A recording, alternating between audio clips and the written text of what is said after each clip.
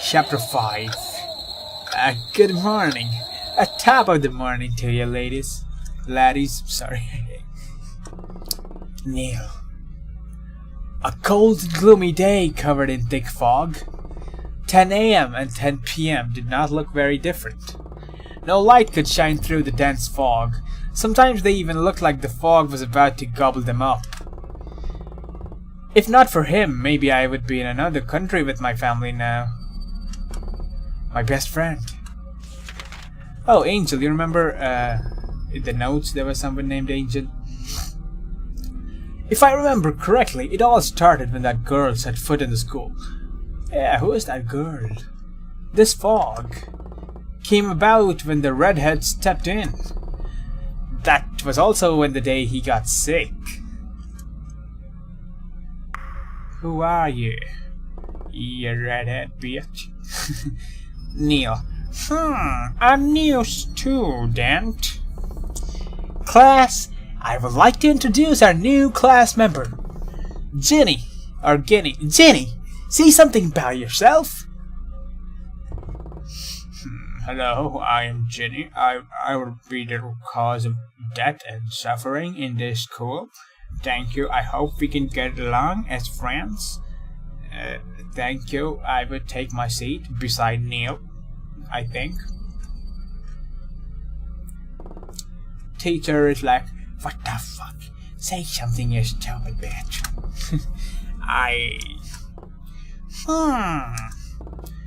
Teacher, Well, that's that. Pick a seat. Class, be quiet. I will go check the next week's syllabus. Don't make a racket. A racket? Today... Oh no, wait, it's Neal. A racket? Today seems more like anything but a racket. Was that how his voice was? I don't. Stop. She chose the seat next to mine. Perhaps I'm gonna tap that ass? I don't know. Maybe if I play my cards right. Oh, but the problem is I'm such a stupid idiot. Circulus vitae. Oh, that's like the CV. CV? What? Neal, you are not from here, are you? Yeah. Jenny is like the mysterious ghost girl. Or not, I don't know, she's the girl that this entire thing is apparently centered on, right? So we have to give her a main character-esque voice. Yeah, nah, she's a girl, so right, so I'll try one of my better girl voices. Yeah, I'm from the next town. It's not too far away. The next town? White Town? That's a great town, dude. White, oh, that's my favorite. Why did he choose to move here? Did something happen there? No, it's just that my parents got divorced and my father got my custody. Things are getting more and more complicated. Sometimes I have no idea what to do next. This scene. I only hope I can make some friends here. This is just like when he and I first met. He was also a transferee, and also someone who was lost. The only difference is that this place has changed. Neal, so... Whoa, my boy Neal got them piercings. Like a fucking badass, but he looks stupid. So, not badass that much. Whatever, dog. Then ask me if there is anything you need.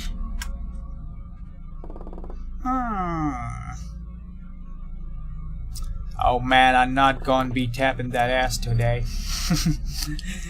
December 5th, a new student.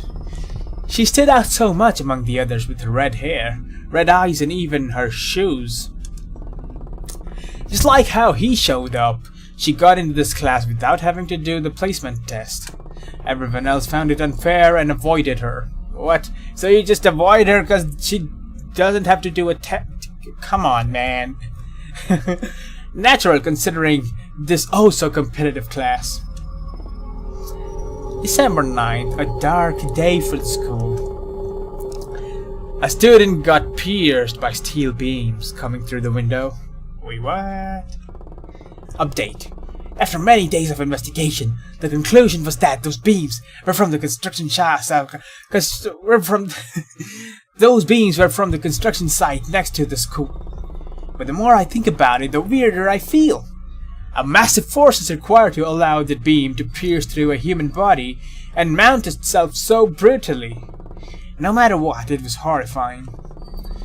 It's so sad, like, think about it, like you're sitting in class, maybe it's your favorite lecture going on, maybe it's history or whatever, and you're just chilling out, just thinking about, you know, stuff.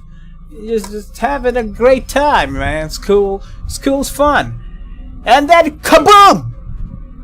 You just get pierced by fucking 10 feet metal rods out of nowhere, and you don't even know what. You're just dead. Like, what kind of bad luck do you gotta have for that?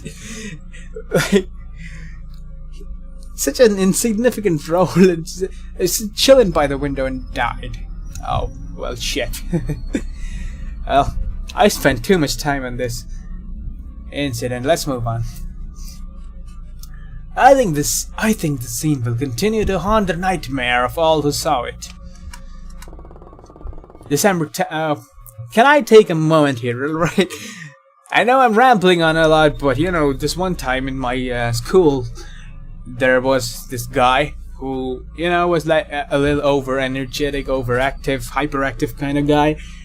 And I don't know what he was doing exactly, but he somehow, he somehow hit a bench with his hand, is like to balance himself or something. But the momentum was too great, I guess, and like, you know, the bone that's between your hand is two bones, right? That at the elbow. So one of those bones just came out. It was just like poked straight out of his skin, and you could see like, oh my god, there's the bone, dude. Are you okay? I can see your bone. That was so like so terrifying as well. Like, just a random thought story. I thought you might like it. Maybe I didn't tell it in a good way. December 10th. Nobody knows for sure what massive force sent those beams flying. So isn't there like an goddamn. Okay, never mind. I'll shut up. I'll not say anymore. We're getting sidetracked a lot. We were curious. We were sleepless the whole night. Then he told me he saw something. Something on the new student. XXXXXXXXXXX. What happened this morning was weird. Just absolutely weird. Now he is in the hospital, and I cannot even help him. My mind is in chaos. How come it all happened so fast? I can't calm myself down to look at it clearly.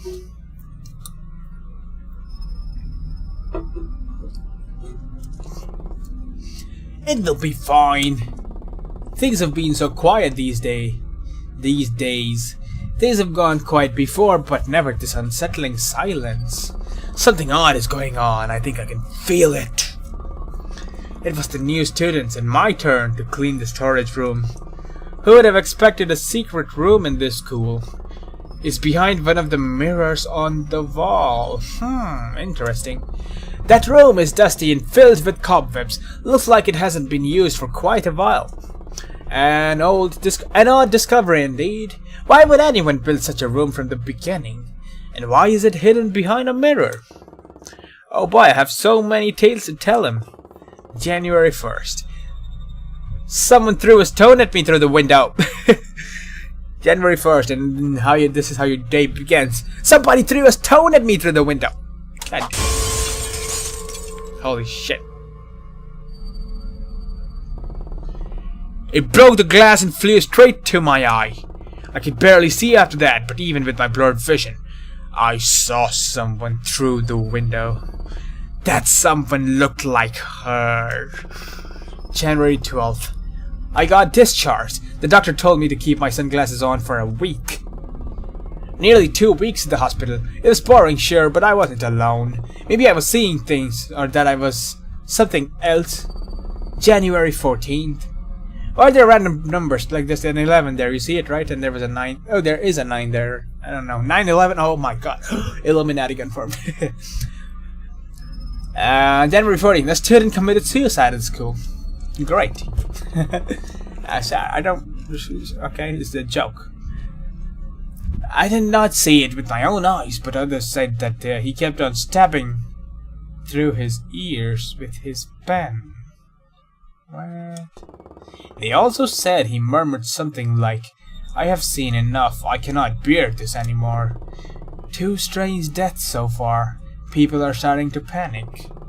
January 20th. I am in the room behind the mirror that I accidentally discovered. I marked the days when the strange things started happening on the...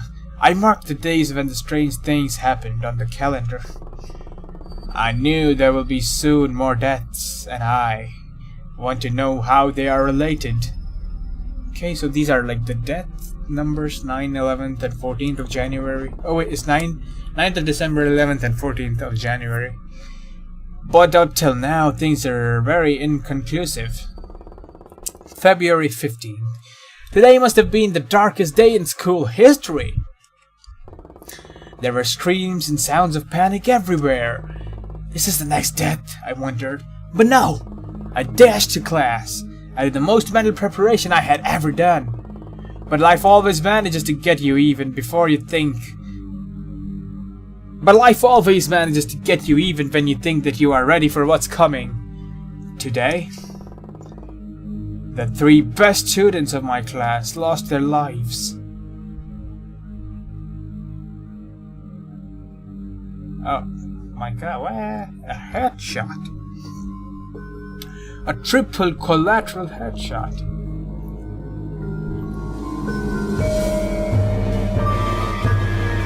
I don't like the music, please. Their heads blew up and blood splattered all across the room.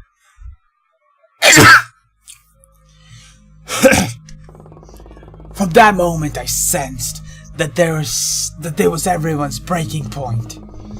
The numbers rose so quickly that I asked myself again, how are these deaths related? How could they have died so horribly? 9, 11, 14, 15.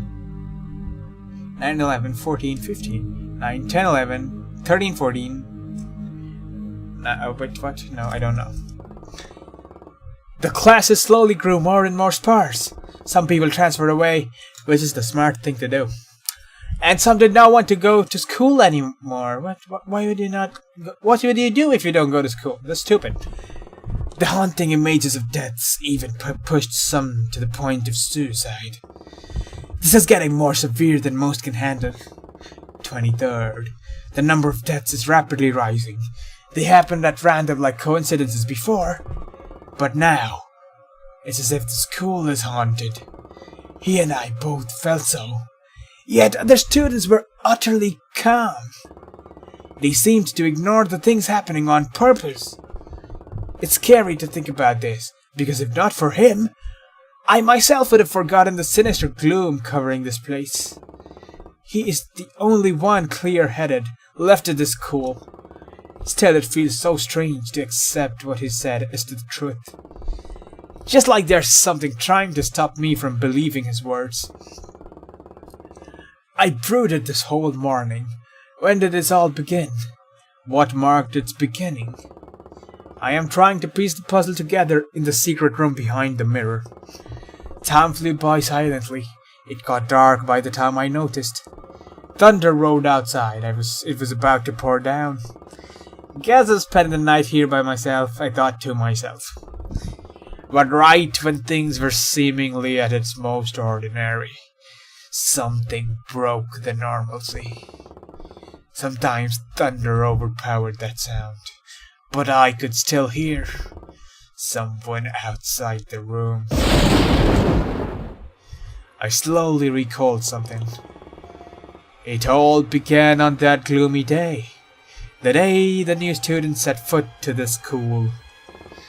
All the deaths began right after her transfer. He was right. I immediately ran to the wardrobes at the back when I heard the mirror creaking. She's coming in. Now I get it. I did not know why I was afraid. Her footsteps came closer and closer. I could see her reading the pages of my investigation I left on the table through the small holes on the wardrobe. She was always there, even when the students killed themselves. No, they never killed themselves. She did. She caused all this. How could she do that, and why? Or was it something else? My breath quickened. Things suddenly blurred. By the time I was up, she was gone and dawn had broken. She must know that I doubt her now. I calmed down and tried to think it over. If it truly was her, how could she do such a thing? She is just a normal girl. Those deaths were way too horrid to be caused by a human. I'm not sure if she was the killer, but I am sure this all began right after she transferred here. 9, 11, 14, 15, 23.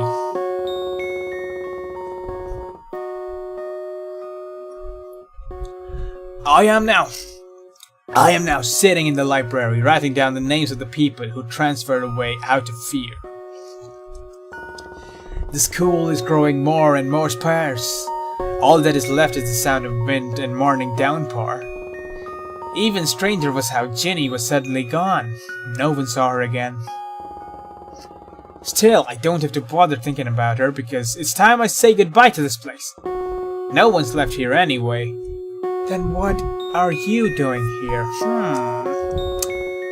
But then I accidentally found out.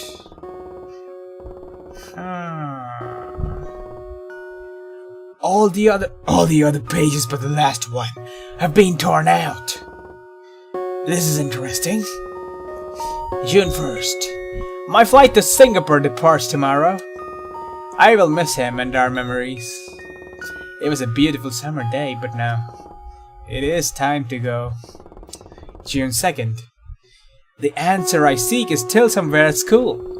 I will hide the journal in the secret room. I hope someone will find it and solve all this in my place. What I could not do. If you somehow manage to get your hands on this journal, look for the secret room behind the mirror. All you need is there. Yours truly, Neal. Only 2 hours left. I finished packing for my flight. Goodbye, good memories and bad memories. Bye-bye, my only best friend, Neal. Man, school is so much cooler when horror stuff happens.